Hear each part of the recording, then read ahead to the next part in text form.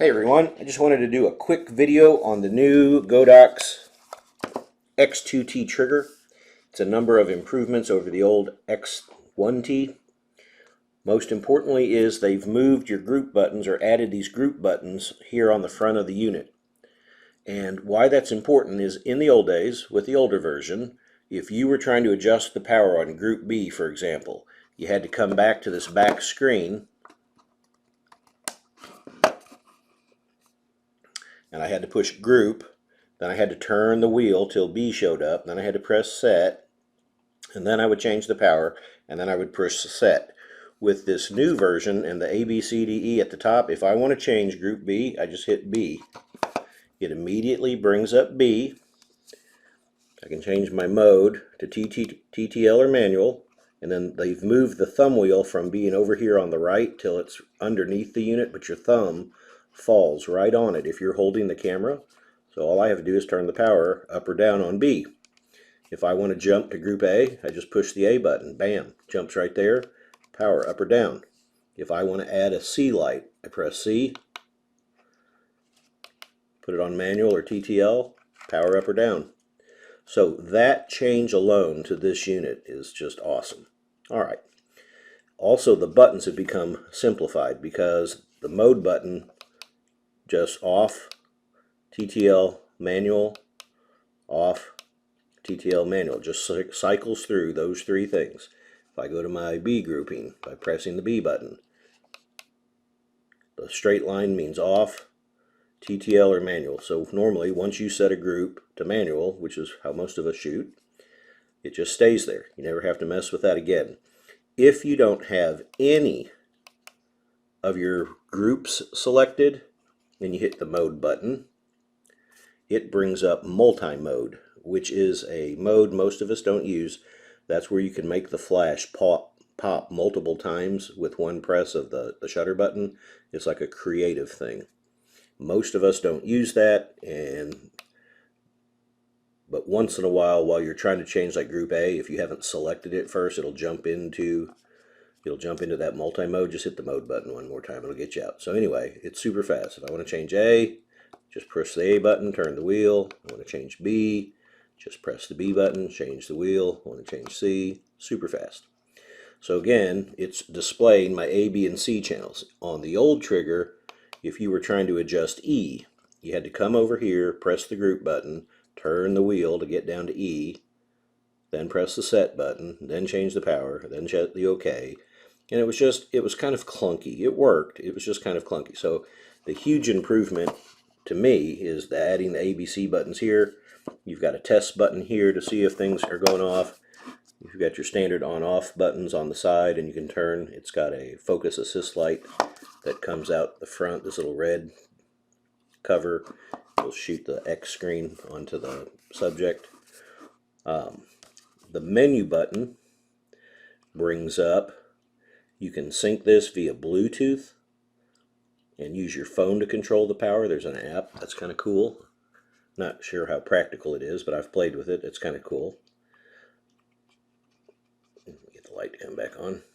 There we go. So turn Bluetooth on. You just tell it you want to set it, turn it on. You can set it where it'll beep when you make input changes and whatnot. You can use it to adjust the zoom level on your flash.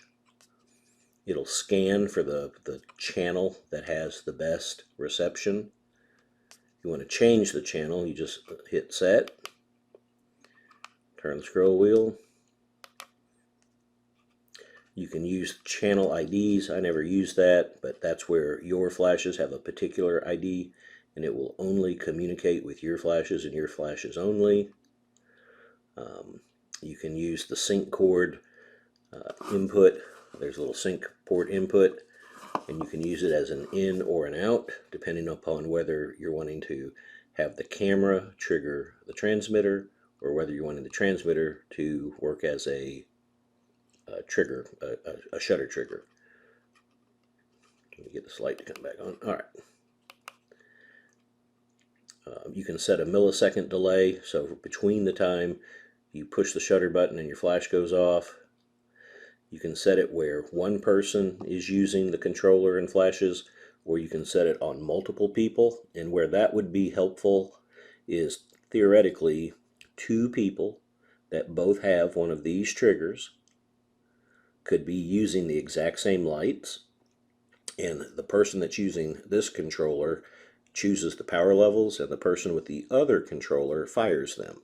So if you were shooting a wedding with a second shooter, you could control the power of the lights, but allow them to push to take pictures like from an alternate angle, and this controller will run the power settings. Their controller will trigger the flash while you're all on the same channel. That's kind of cool.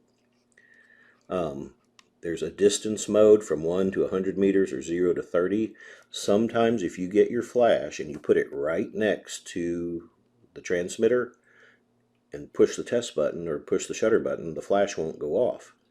You have to separate them by 3 or 4 feet because there's some kind of interference bouncing around that happens. So they have this mode where it's close mode. If you set it to 0 to 30, it somehow fixes that. If you were shooting product photography and you have your trigger on your camera and you have a flash just a foot away, once in a while it won't go off because of the weird close ratio interference. I was trying to shoot a picture of a ring on a little box, and I had my flash just a foot from the box, and I had the camera about a foot from the flash, and it just wouldn't work, so I changed it to close mode, and I was fine. You can change the step values that your flash changes in thirds or tenths. So if you're trying to be super hyper precise about how much flash power is coming out of your flashes, you can change it to go up and down from thirds to just tenths. And you can also set the lowest power level. So here, my lowest power, some flashes only go to 1/128th. Some flashes go to 1/256. But again, depending on which of those two you set, then see where it says 0.3 or 0.1 or whatever, you can adjust that. You can change your groups of what shows of either 5 or 3 on the back screen.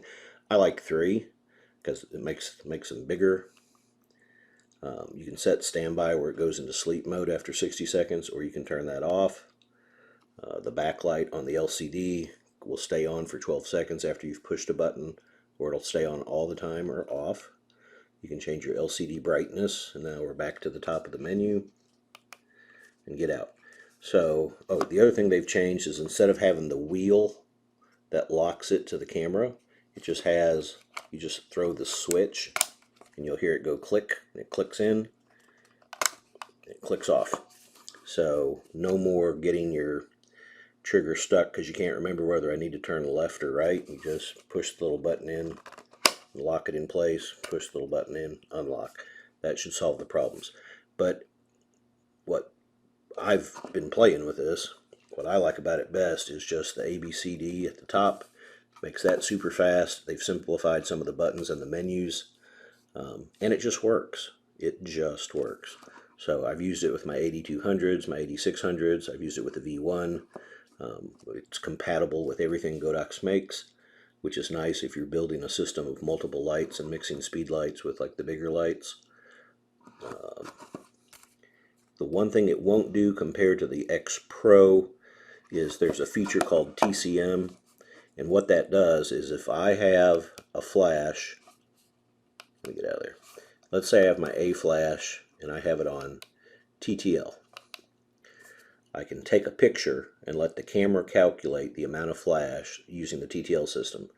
Then TCM lets me push some buttons and it'll convert that to whatever its manual equivalent is. Some people find that beneficial. The X Pro will do that. This one will not.